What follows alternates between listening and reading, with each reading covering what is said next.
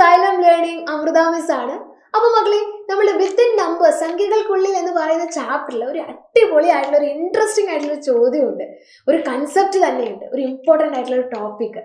അത് രസമായിട്ട് നമുക്കൊന്ന് പഠിച്ചാലോ? ഇവിടെ നോക്കി, ഒരു ടീച്ചർ ഉണ്ട്. ആ ടീച്ചറുടെ കയ്യിൽ 75 ബിസ്ക്കറ്റ്സ് ഉണ്ട്. അതായത് 75 ബിസ്ക്കറ്റുകൾ, നല്ല അടിപൊളിയായിട്ടുള്ള ടേസ്റ്റി ആയിട്ടുള്ള 75 ബിസ്ക്കറ്റുകൾ. ഇത് ടീച്ചർക്ക് എന്ത് ചെയ്യണം? ടീച്ചറുടെ 15 കുട്ടികൾക്കായിട്ട് തുല്യമായിട്ട് വീതിച്ചു കൊടുക്കണം. 15 കുട്ടികൾ വെയിറ്റ് ചെയ്തിരിക്കുകയാണ് ഈ ബിസ്ക്കറ്റിന് വേണ്ടിയിട്ട്. അപ്പോൾ നമ്മൾ എന്താ ചെയ്യേണ്ടത്? ഈ 75 ബിസ്ക്കറ്റിനെ 15 ആക്കി മുറിക്കണം, അല്ലെ? 15 ആയിട്ട് ഡിവൈഡ് ചെയ്യണം.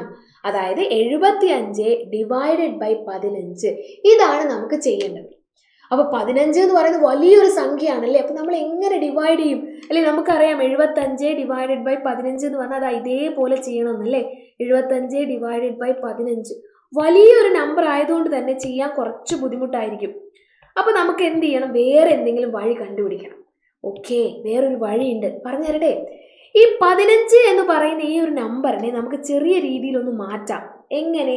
15ന് നമുക്ക് 3 × 5 എന്ന് എഴുതിക്കൂടെ? 15ന് നമുക്ക് എന്ത് ചെയ്യാം? 3 × 5 എന്ന് എഴുതാം. അപ്പോൾ നമുക്കിത് എങ്ങനെ വരും? 75 ഹരിക്കണം 3 × 5 എന്ന് വരും. ഇനി എന്താ മിസ്സേ ചെയ്യേണ്ടത്? ഇനി വളരെ സിമ്പിളാണ്. നമ്മൾ ആദ്യം 75നെ 3 കൊണ്ട് ഹരിക്കുന്നു. 75 ഹരിക്കണം 3. 75നെ 3 കൊണ്ട് ഡിവൈഡ് ചെയ്താൽ എന്താ കിട്ടുക? നിങ്ങൾക്കറിയാം, 75നെ 3 തുല്യ കഷ്ണങ്ങളാക്കുമ്പോൾ 25, 25, 25, അതായത് 25 എന്ന് വരും. ഇനി ഇത് ചെയ്യാൻ അറിയില്ലേ? നിങ്ങൾ ഇത് ചെയ്താൽ മതി. 75 ഡിവൈഡഡ് ബൈ 3, 2 പ്രാവശ്യം 6, 15ൽ 5 പ്രാവശ്യം 15. ഓക്കെ, അപ്പോൾ 25 എന്ന് കിട്ടി. കഴിഞ്ഞോ? ഇല്ല, നമ്മളൊരു 5നെ അവിടെ ബാക്കി നിർത്തിയിട്ടുണ്ട്.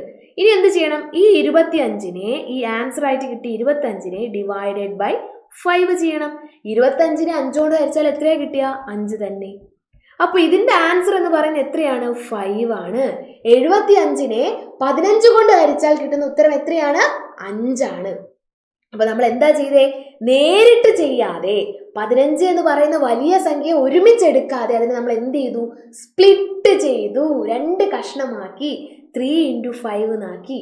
എന്നിട്ട് നമുക്കറിയാം 75നെ 3 കൊണ്ട് ഹരിക്കാൻ നമുക്കറിയാം. സിമ്പിളാണ്, ചെറിയ നമ്പർ അല്ലേ.